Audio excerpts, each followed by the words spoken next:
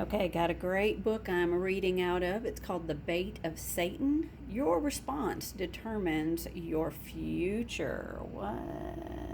Your response. It says, when the enemy shakes, it is to destroy, but God has a different purpose. All that can be shaken will be shaken. Okay, well, we've got Simon Peter here, and he is about to get shaken. Okay. So over here it says,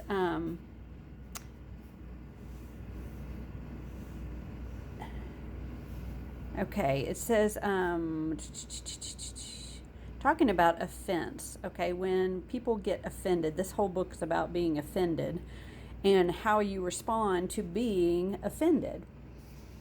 Okay, so right here it says Jesus was at the table with the disciples, and he's basically telling them, by the way, one of you guys is going to betray me. And they're like, what? No, bro, you got to be kidding me. Okay, well, after they were shocked that there was that one of them could be the guy that's going to, betray him, they move on to something else. What did they say? Now there was also a dispute among them as to which of them would be considered to be the greatest. Hello? Wait, pause. Weren't we just talking about the fact that somebody is going to betray the Most High, Jesus Christ? Aren't we like all that? We think about ourselves, right? Okay, well, Jesus, he's just about to be condemned to death, be turned over to the high priest, and the Romans are going to mock and scourge and kill him.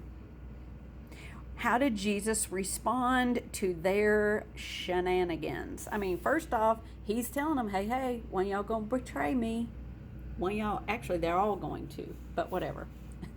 They're all going to flee the moment he gets arrested. Poof, they're gone, right? But they decided to think further on about, like, hey, who's going to be the greatest? Whoa, who's going to be the greatest? Okay, so they're arguing over an inheritance instead of considering what Jesus is about to go through. Is that a bit selfish? Probably so. Okay, so Jesus could have responded with, get out of here, guys. Just get out. Y'all are a bunch of, I've wasted my time with y'all. Okay, it was an opportunity to be offended, but Jesus overcame that. Okay? Now, Simon Peter specifically is going to be sifted as wheat. Okay, the purpose of sifting. Okay, Jesus knew that Satan had requested to sift Peter as wheat. Okay, and it says in Luke 22:31, Simon, Simon, indeed, Satan asked for you, that he may sift you as wheat. Now, Jesus didn't say, get thee behind me, Satan. He didn't say, I rebuke thee, Satan. No. He let Satan sift him as wheat. But in Luke, the next verse, 22:31 says, but I have prayed for you. So Jesus prayed for him. How? That your faith should not fail. And when you have returned to me, strengthen your brethren. You know, you may be sifted as wheat today.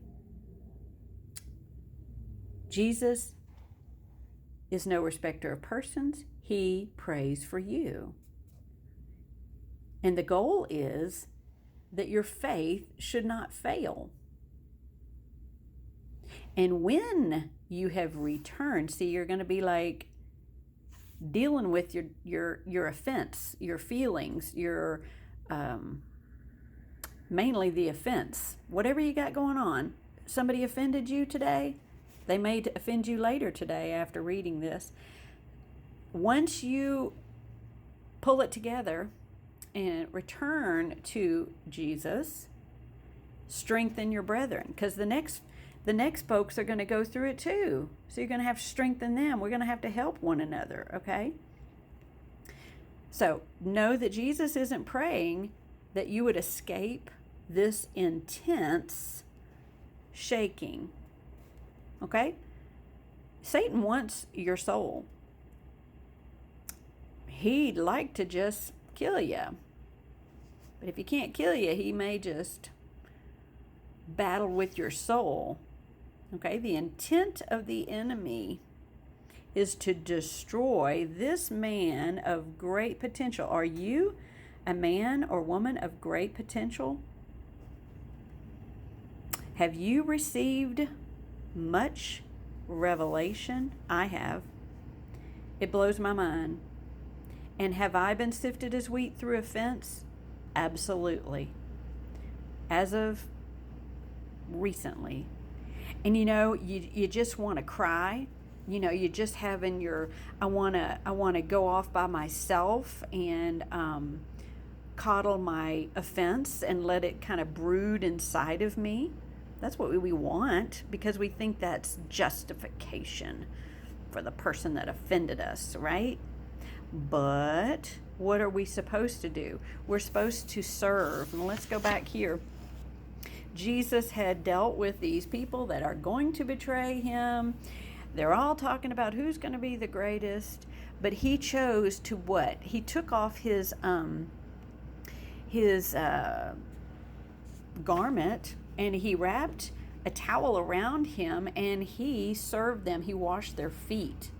And it says right here, we're going to end with this: for who is greatest? He who sits at the table, or he who serves? Is it not he who sits at the table?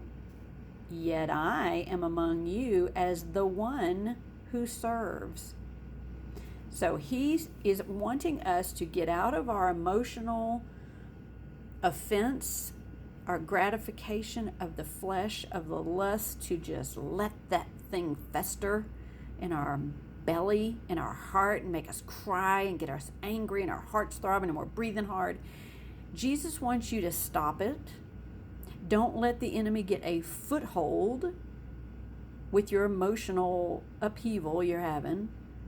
And instead, get busy serving. He could have said, get out of here, guys. Get out of here. I don't want to even see you. It says it right here. Get out. He wanted, we would think that we would think he would say, get out of here. Y'all are just wasting my time, right? In my greatest hour of need, poor me, you're thinking of yourselves. But that's not what he did. He says, I'm the one who's sitting at this table, and I'm the one, capital O. And this is in Luke 22, the following verses 25 through 27. So today, get over your offense, because the enemy is wanting to sift you as wheat through offense. So instead, turn around and serve those people. Love your neighbor as yourself. And it will diminish and extinguish that offense. It will just go away, just like giving anti-venom to someone who has been snake bitten. It just dries up, it goes away. And offense is like venom, and it will spread throughout your whole body and it'll kill you. Or it will give you a nice big ugly spot on your arm or leg or whatever. Instead, be the servant. Be the one who serves today. Love y'all.